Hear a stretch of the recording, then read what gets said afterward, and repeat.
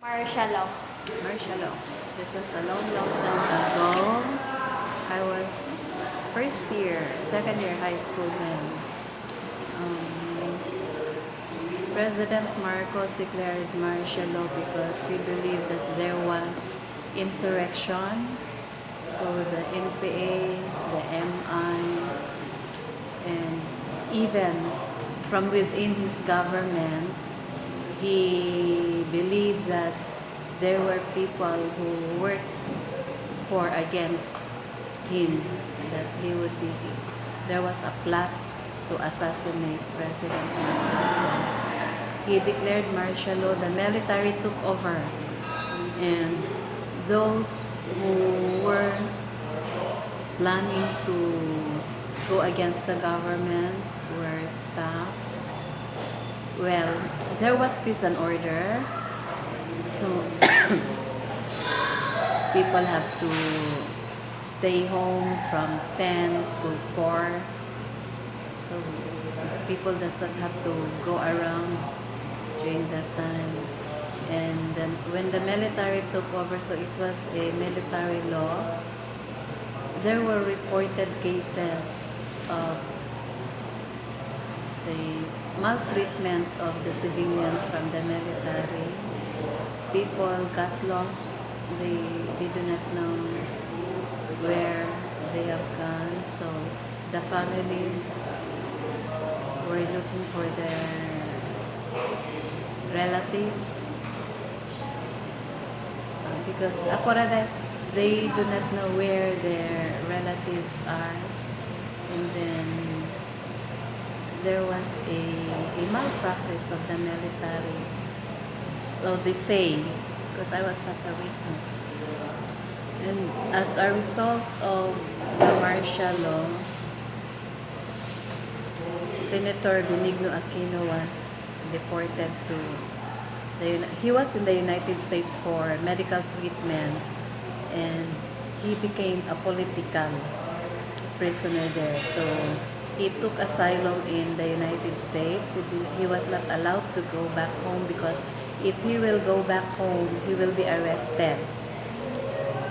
So he stayed there for a number of years, and when he finally decided to come, that was when martial law was, I think martial law was still on its process, was still there. But when Ninoy Aquino landed in the international airport, he was assassinated. And they did not believe that it was just an ordinary Rolando Galman, the hitman, who assassinated him, but someone must be behind. So somebody plotted for his assassination. And months after that, when he was assassinated, so he was assassinated, I think, August 21. That's Ninoy Aquino Day. And 6 months after came the EDSA revolution, wherein civilians, nuns, priests, and other people, converts, to go against the reign of Marcos. Marcos at that time was sickly, but he was still in power. The Marcoses were really very powerful at that time.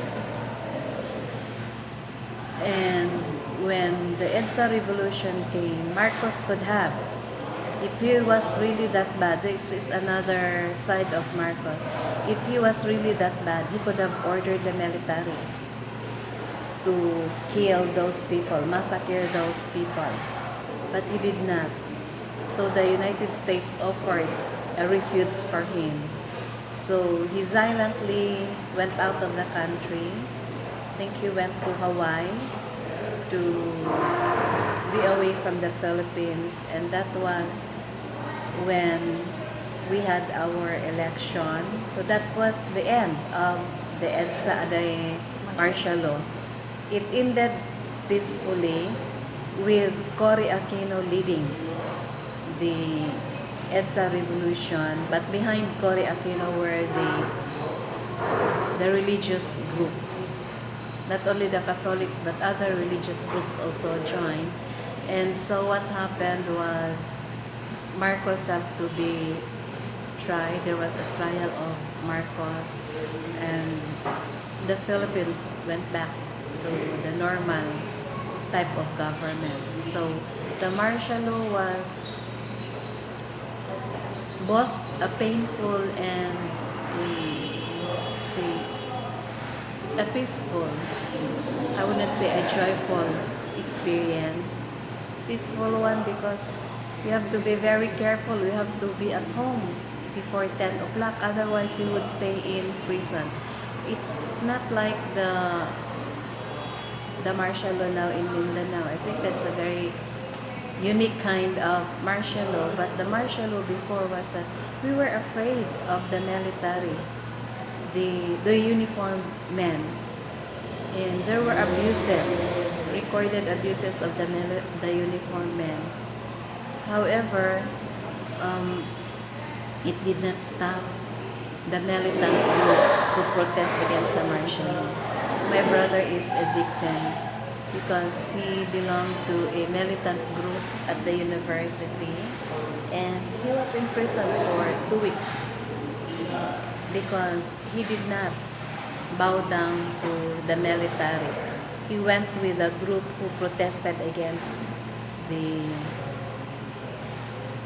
the proclamation of martial law. And if you go with this group, you will be in prison. You will just be picked up.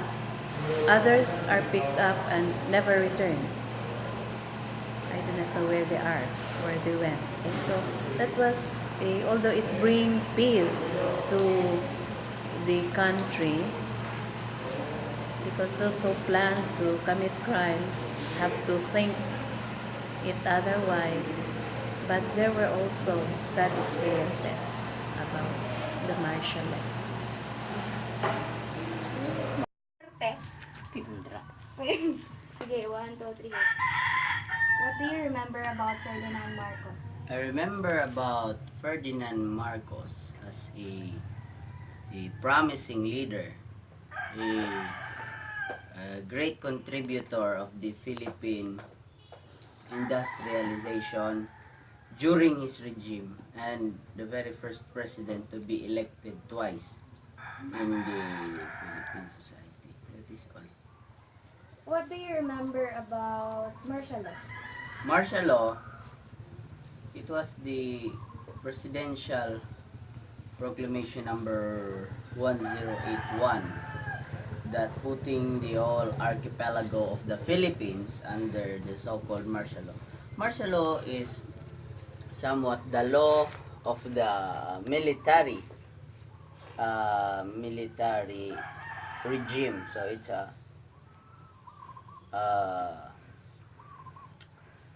military government. So at that time they are under the military powers, or that so-called authoritarian regime. So that is martial law. Study history, specifically martial law.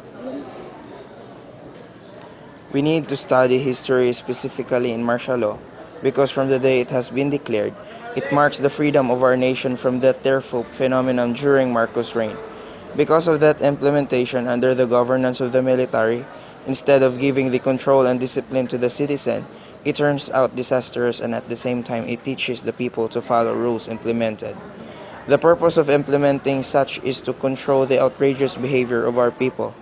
From that time the martial law has been lifted up, the nation began to unite each other and commemorate the freedom of our nation under the new elected Corazon Aquino. You could see how the people celebrate with unity and success after it has been lifted up, and the joy you will see on their faces having the new lady president who will guide and rule them. In my opinion, this is highly important to introduce this to the students, especially generation after generation, so that we can maintain, retain, and preserve our history, and to give new generation student the background of how their ancestors experienced long before they existed. Apple on the Wall by B.J. Patino. There's this man's photo on the wall of my father's office at home. You know where Father brings his work, where he doesn't look strange, still wearing his green uniform and colored breastplates, where, to prove that he works hard, he also brought a photo of his boss whom he calls Apo. So Apo could, you know, hang around on the wall behind him and look over his shoulders to make sure he's snappy and all. Father snapped at me once, caught me sneaking around his office at home looking at the stuff on his wall. Handguns, plugs, swords, medals, and a rifle. Told me that was no place for a boy, only men. When he didn't really have to tell me because, you know, that photo of the Apo on the wall was already looking at me while I moved around. His eyes following me like he was that scary Jesus in the hallway, saying, I know what you're doing.